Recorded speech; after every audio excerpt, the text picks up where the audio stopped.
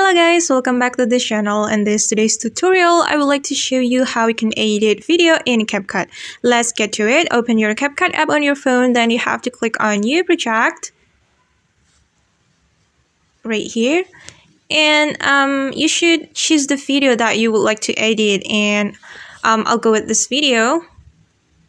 Just click on the video, make sure that you click on this circle, and after that you can click add right here and wait for a moment. And here we go. Now we can edit our video, and if you want to add effect to your video, just have to click on effects right here, and you can scroll all the way to the right to find the feature that you want.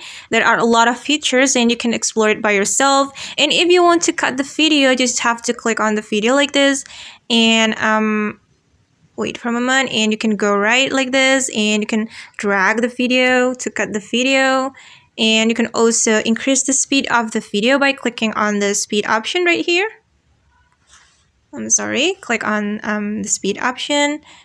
You can speed up the video or decrease the speed. You can also add animation. It's up to you, and you can explore it by yourself, guys. Okay, that's the tutorial for today. I hope this video will help you. Thanks for watching. Bye.